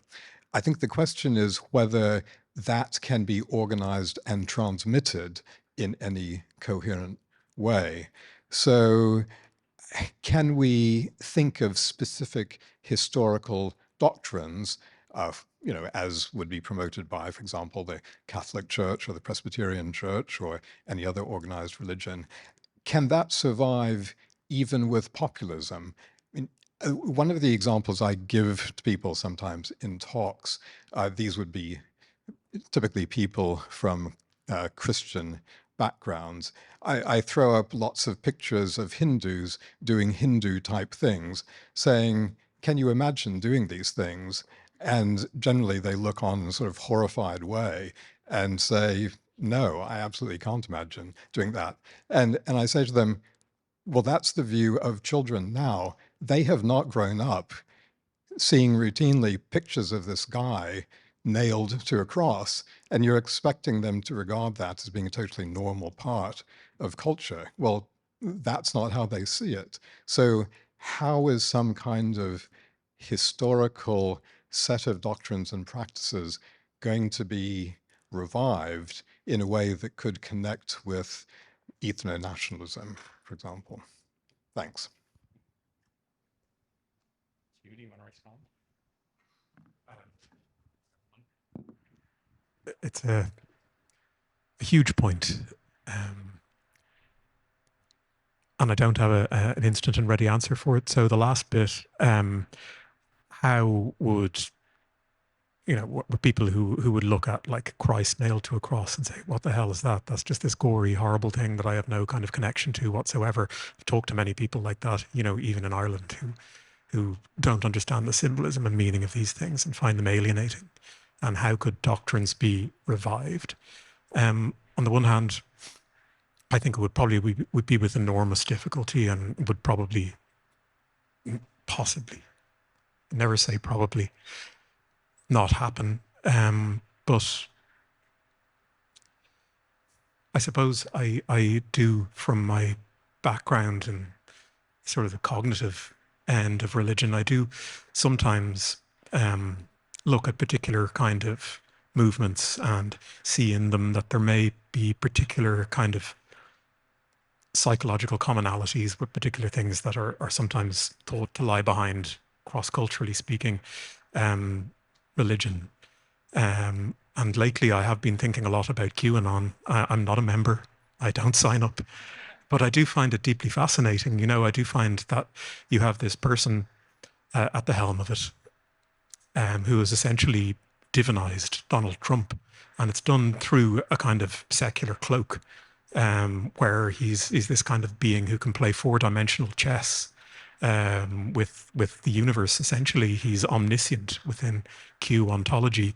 He's a god in that particular worldview, but a god clad in secular clothing. So I wonder, could you get a resurgence of things which are somewhat psychologically similar, and new institutions would then develop to shield these? And, it might not be supernatural, but to all intents and purposes, psychologically, it would be very similar. So I suppose I would maybe see things like that developing far into the future and not see the revival of straightforward Christianity, though that maybe is not impossible.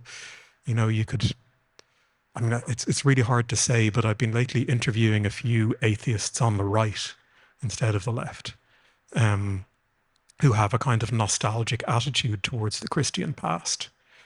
A very, very much a minority thing. I wonder, are there some kind of circumstances where they might be like, the Pope Benedict seed that kind of explodes out again in the future under particular circumstances? I don't know. Sorry, I don't have anything more definitive to it. I was going to respond real quick to David, just one point. I think the idea that secularization and non-religion are different is a good point, but I think it opens up secularization, assuming it's occurring, we're arguing it is, opens up a conversation, not necessarily for what comes after religion, but what is there. then, right? And this gets to, I mean, Lois and I have been talking at length about worldviews, existentiality, life stances is the term that we're arguing. And that's the whole body of research that I'm working on with Laurie Beeman is precisely that. So I think secularization kind of leads to a discussion of that. And I think that's a lot of what's happening in these presentations that we're going to see is what is there when religion is not there. And I don't want to suggest that it's a replacement for religion because I don't think it is. I'm just wondering what is there. So I think that might be a next step. And I think it's probably a little early for us to just be like running around saying secularization won. There are a lot of countries that have not secularized. But I think it's useful to open up the field a little bit to say like secularization, let's keep studying it. It's going to look different in lots of different countries. But what is there when religion is not there is another area that I think is included in the field. I would include it broadly in what we're doing. So I think it's a great point. Sorry to cut you off, but yeah, I'm looking for the next one. Okay, yeah, thanks. I start to get slightly jittery when people talk about secularization and get drawn into or draw themselves into discussions about end times. And I noticed, Ryan, you talked about indifference being an end time. And it did make me think about some theologians and church people you hear who talk about the religiously indifferent as a much riper territory for conversion than those who had actively turned against religion in a previous generation. They're not encumbered by the bad experiences of youth, childhood, and association with the passing of relatives. So these indifferent are possibly ripe for, we could take numerous examples such as street pastors talking to them on a Saturday night. Others I've heard of are Catholic seminarians wanting to talk to people about films they find uplifting, that this is, the key to the door, as they put it. And the capacity for religion to have missions to the previously unchurched, or what we might call the new unchurched. So that might be one way an end time is circumvented. But also Hugh mentioned the issue of social services. And 2 days ago, I got an email from Humanists UK noting that the Labour Party manifesto contains a proposal for social services to go into social partnerships with local religious groups. And certainly what we can see here is something akin to the borrowing of models, because that's very much a model I've noticed in a number of American urban centers. I remember seeing it with nonconformist churches in Seattle. So one of the things this really does point to is religion's adaptability. And one of the things that regularly does for me is to turn the secularization thesis upside down, which is, we all know what the secularization thesis says, but as a historian, I really sometimes ask, should we not ask the question, just why and how has religion survived for so long?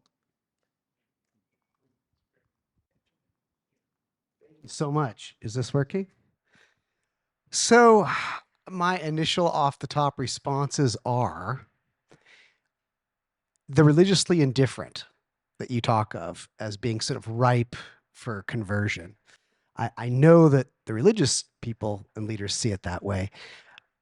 I think that while there are some adults raised without religion who at age 18 or 28 or 38 or 48 find religion, that is such an infinitesimal exception. It's 0.0001%. The vast majority of people, as I said earlier, are religious because they were raised in it as children. And the second most frequent reason people adopt the new religion is because they marry someone of that religion. I mean, to me, I don't think I think the vast majority of humans, if they're not raised with these things, most of them won't. So I don't think adults who were raised without religion, some of them, 5%, 15%, who will find this preacher on the street corner appealing.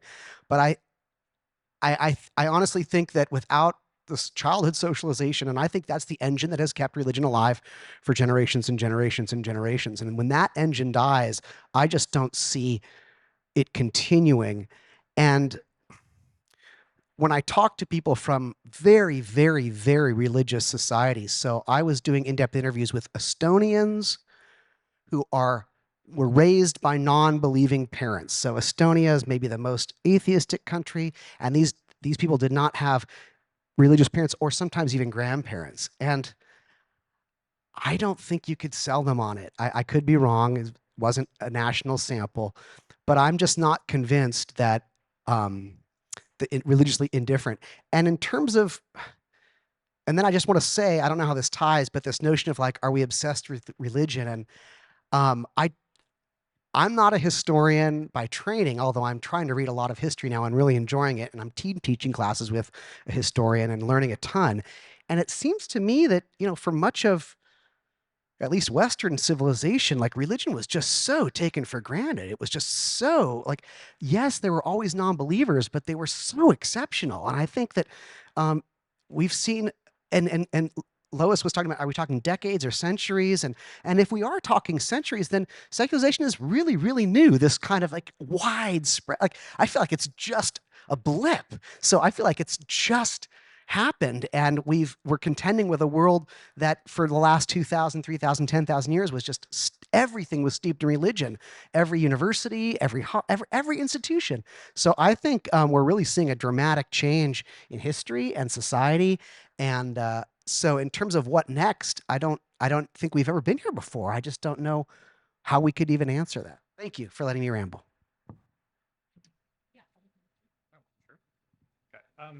Great questions. We actually had a debate when we were writing the book, and Isabella won it. So she wins on this one. About which is more secular, those who are anti-religious or those who are indifferent. And we ultimately concluded that it's the indifferent. The people who never think about religion are actually more secular than the people who are fighting religion. So I don't know if you remember that debate, but I was actually, I was on the other side, and she convinced me. I was like, yeah, I think you're right? Like if you never think about it, that is the epitome of being secular, right? Which I think is actually a really interesting point. And what Phil was getting at there, granted, this is like an N of one, this is anecdata, right? But I tried to get my son, right, to read the Bible. It did not go well, right? He was raised without religion. He's not religious at all. He just could not get to the question of like, how is this relevant to me at all? And I think that's the hurdle that you have with people who are religiously indifferent, which kind of goes to Phil's point. It's not 0.001%, but it's like 5 to 10% do actually convert, right? But it's really hard to get the truly indifferent to find any interest in religion because they don't see the relevance. It's a tough selling point. I like your second point as well, that religions are very adaptive. I think this gets to what we were arguing a little bit earlier, and I think Lois mentioned this, that there's a lack of research on meso-level secularization. Religions have secularized, which is a weird way to think about it, and I think there's just a dramatic investigation of that phenomenon, that what you get in churches today is very different from what you would have got 50 years ago and 1,000 years ago. They're very different. And your point is well taken. Religions are adaptive. They could continue to exist well into the future by adapting and finding other ways to kind of fill functions in society. I think that's absolutely true, but it does warrant more research, I think, at the meso level of institutionally understanding what's happening with religion secularizing, which I love saying, right? Like religion secularizing doesn't make any sense, but it does at some level. So very good points. Lois. Yeah, just to come back to actually across both the points. I mean, firstly, one of the answers to Steve Bruce about the connection with non-religion studies and secularization. I think they're very closely integrated. And Rodney Stark in the conversation today helps situate that. As I said, I came to this subject area because I was reading claims about a continuous desire, demand for religion, and any kind of apparent secularizing processes are just a short-term supply side failure. And as someone who I came to learn had grown up in a very non-religious, normative area of North London, I couldn't understand this description. I thought, well, obviously what he's done is gone and spoken with non-religious people, and that's how these claims have been substantiated. So it's started off with quite a kind of particular methodological concern, my interest in this area, which was precisely about bringing the two together, only to say you must talk with that population that's described as non-religious, or survey them, or pay some attention if you're going to make and back up any of these claims. I think they've always been very closely entwined together. On indifference, I just want to say that I think indifference is a really interesting idea, and one that we might come back to over the conference as well. I think if there's the area where I sort of am potentially least sympathetic to secularization claims is around the idea of indifference as an endpoint. And that's partly as a result of those conversations with non-religious people. What do we mean by that? Everyone I interview who have non-religious identities, it might mean they're not at all interested in the Bible, but does it mean I have no view of the government suggesting they're going to take the cap off student numbers in faith schools in this country? That's niche. Faith schools in this country is a rather broader phenomenon. A third of our schools here are run in faith spaces. Does it mean that I look at reporting of global events in which religion plays a key role, and I don't need to point to any for you to bring some to mind? What do we mean by indifference? And actually, I think one of the reasons the toothpaste can't go back in the tube is that non-religious people have quite kind of developed stable identities that aren't indifferent at all. And I guess that's part of that next question of saying, what is it and what are those identities? And I think it's worth thinking about that kind of critical secular studies approach and concerns around decolonizing our work and so on, that when we talk about indifference, we're at risk of naturalizing non-religious worldviews and orientations, letting them away from critique. And yet these are perspectives that find themselves in encounter with religion all the time. And without kind of recognizing them and acknowledging them and also making them visible to critique, I think there's sort of dangerous and problematic things that can happen. So I have thoughts about indifference.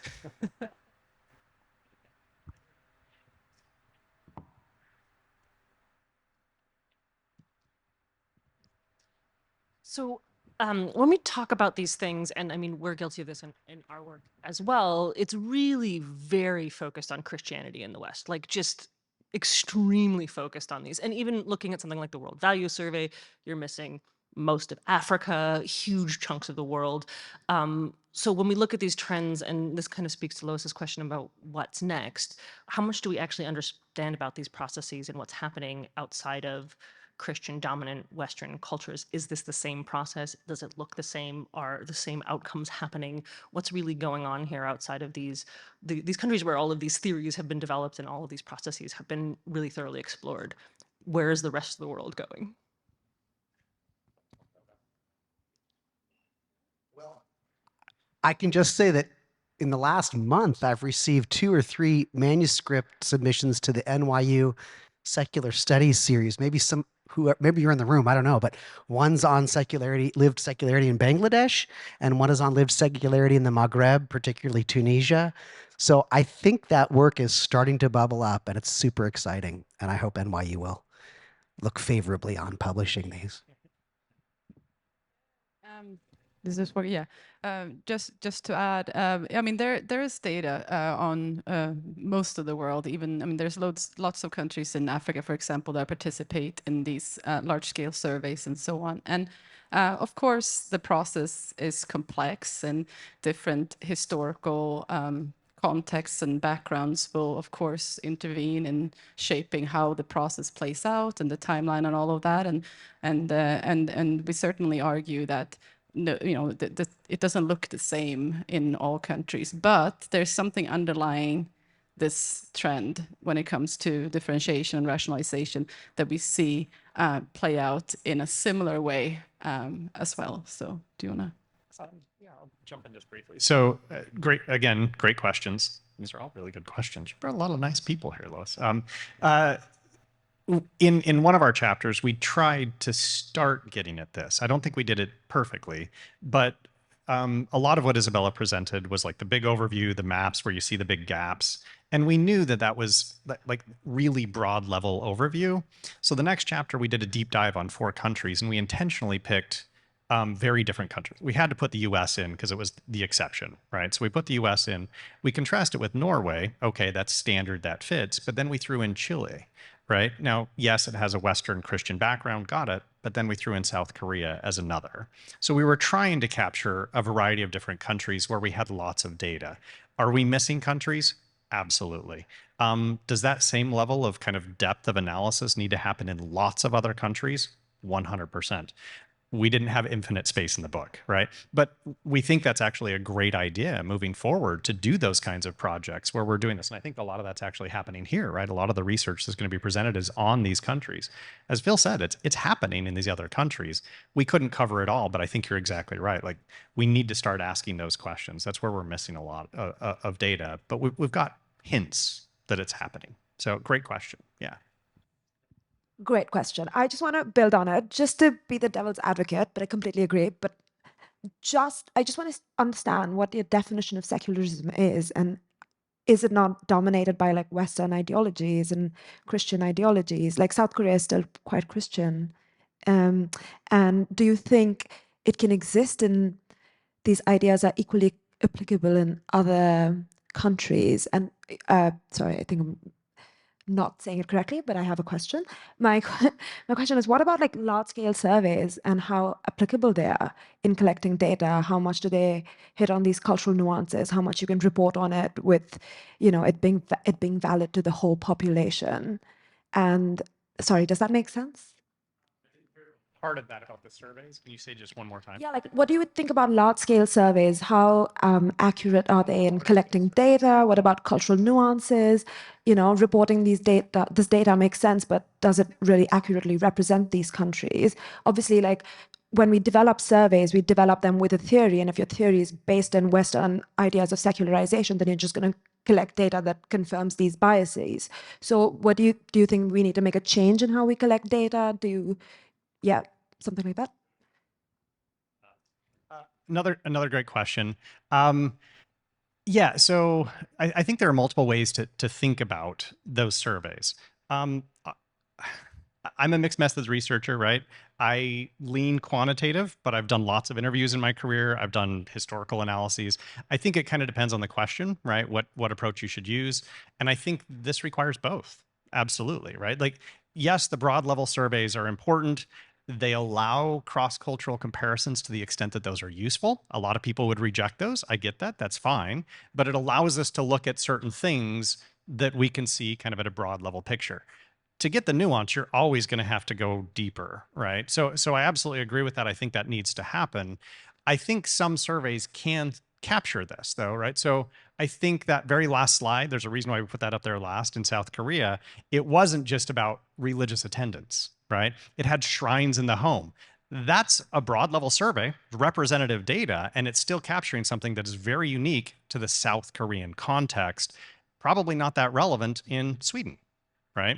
I mean, I don't know. Is it? No, don't think so, right? So I just got confirmation it's not relevant. So we tried to get a little bit of that. So I think you can get it, broad level surveys. If they're specific to the cultural context, you can still start to answer some of these questions. Are you going to get it perfect? No, this is why, I think qualitative and quantitative research go hand in hand. I don't think you can just have one and get the full picture and not have the other. I think you need both.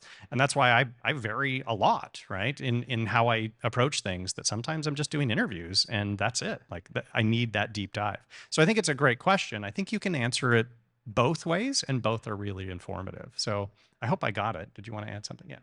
I would first acknowledge, yes. I mean, these are tools, and if they're constructed in certain times and places, particularly those with cultural or political dominance or economic dominance, it's going to be problematic. So just want to kind of like affirm that and hear it. And I don't do surveys. I'm not a statistician. I just like to sit down and have in-depth conversations with people. And I always think about when I was in Vietnam, just an anecdote, but I was with some hosts who are members of the Communist Party, no less.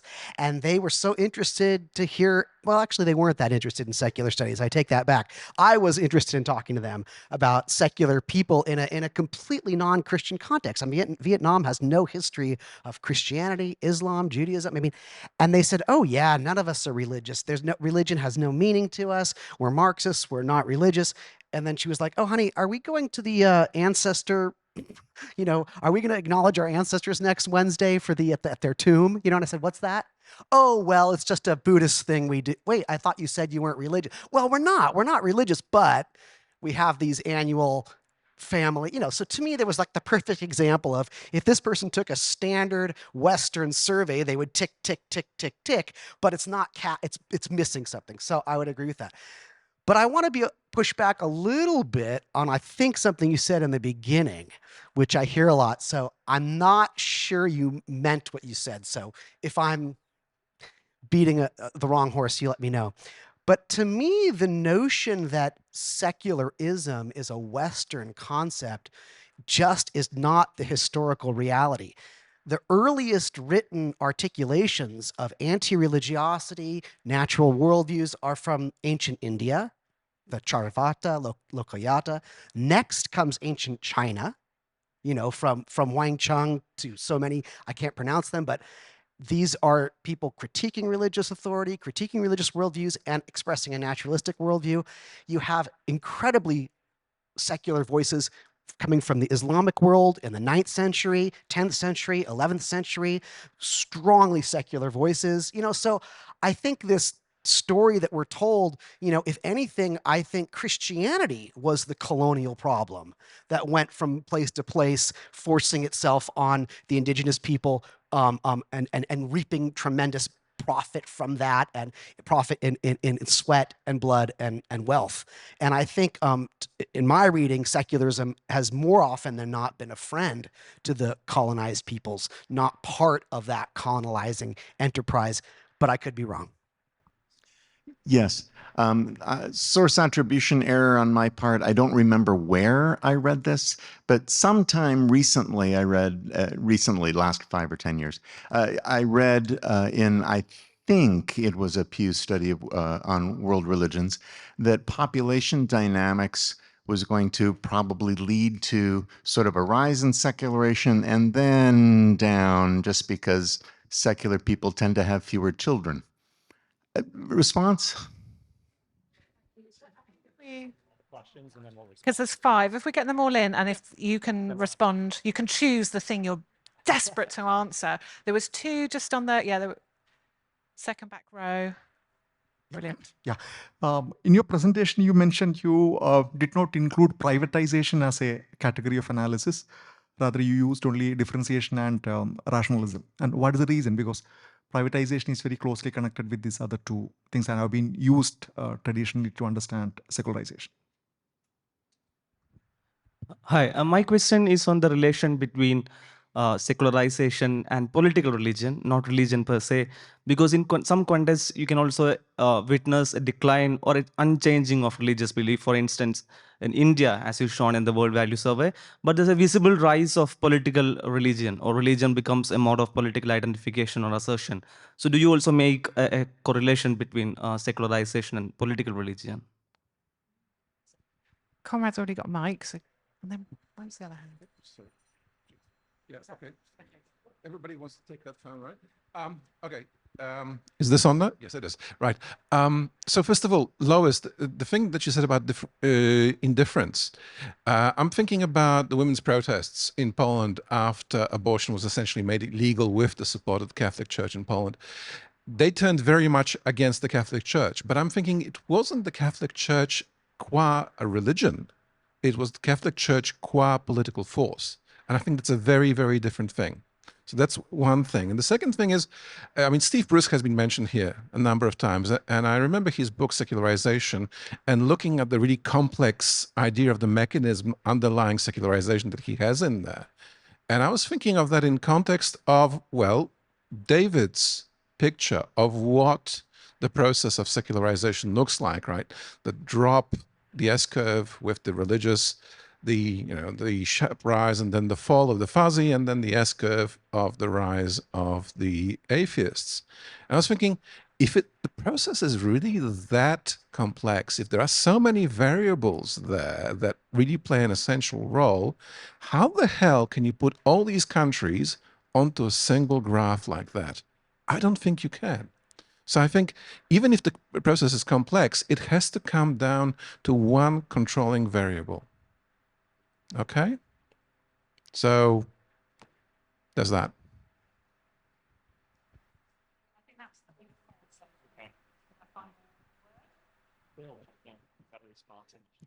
Yeah, actually, when Darren Shercott was doing the author meets critic at the last Triple SR, that was actually his main critique. He said population-wise, and we didn't address that accurately, that religious people, strong religious people have the most kids. That's where we're seeing the population booms. And they do predict by 2050 a kind of leveling out of people who are non-religious simply as a result of birth rates.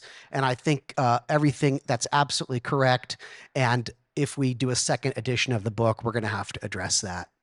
And I have lots to say, but we'll have to get drunk first, and then no. Oh, sorry, Templeton. I meant drunk on intellectual discussion. Answer his question. It's really complicated. I appreciate the question. On the political religion, so it's tricky, right? So we do address this to some degree towards the end of the book. We talk about Russia in particular, right? Because I think that's a good situation where religion has been politicized. So we do address it. I think it's an important point. It's certainly happening in India right now, right? So we can certainly see that. I'm not an expert on India, so I don't want to claim like any particular expertise on this, but my read is like that's what's happening to some degree in India. One controlling variable, and it's too complicated to model it all at once, says the modeler, right? Like this is what you do as computer models. I get it. I think that's a fair point. I think it's helpful to see those maps though, right? So even if we're missing stuff, those maps are really, really useful to see the big global picture, even if there's a lot of nuance underneath and it's a way more complicated process. I think at some level, it's actually really helpful to see the big picture, something that just hadn't been done before, right? So does that mean it's the end, that we're done? No, I think it's actually the beginning, right? It's inviting people to say, let's look deeper into what's going on. Yeah, exactly. So thank you. Great questions. Very briefly, just because the point was raised about, just to take you to another example, and it's a fair example, and to connect with work I've been enjoying participating in with Anna Strahan, who works in schools and with kids. I'll take you to another space, the classroom, where we're learning about religions and we're learning about what people believe in and what they do and what matters to them. And it's not really about politics. We've got our 10-year-old kids, and we have some of those kids who are not religious. Secularization theory, saying those kids are indifferent, doesn't help me really understand what's going on in that room. I want to say there's probably something they bring into the room. There's some kind of philosophy of life, there's a life stance, there's an existential tradition. There's probably a way they're going to respond to the beliefs they're learning about that's shaped by those assumptions. There's probably something that doesn't look like indifference that is about religion that goes on in those spaces. Sure, we may get to a space where there are no religious kids in that room. I mean, in the UK, we're getting quite close to it. But at least as a thought experiment, I don't think we're close enough to say, fine, this is indifference. But just to say that I think, yeah, I still have issues with indifference. Yeah, just last point. I actually want to, in terms of the birth rate argument, I actually want to defend our book a bit more than you did, Phil. Because actually, we're not saying in the book that, moving forward, there will be fewer religious people in the world. We're never saying that. We're looking specifically at the process of secularization. We're saying in these contexts, they are experiencing rationalization, differentiation. They will see a decline in religion and they will have fewer religious people. But in terms of the global scale, we aren't actually saying that. But it's, of course, a very important point. And yeah, thank you. There was one thing, just a kind of gnomic utterance just at the end, because I'm good at those. One thing I was thinking about with respect to the political religion point just made there, And I was thinking about how that may overlay the statistic I mentioned in my talk about young men going bright. And I was thinking about whether this seems particularly pronounced in Europe. And I suppose I was wondering, Europe is seen as the secularization exception. A long-running trend in religiosity has been women being more religious than men. I wonder, will political religiosity act as a gateway for a switch in that trend, whereby now in the West you'll see men being more religious than more religious than women in younger generations? I think that would be very interesting. Questions, and to our panel for their excellent responses and contributions. And now, the news you've all been waiting for, there's afternoon tea outside on the mezzanine. Thanks, everybody.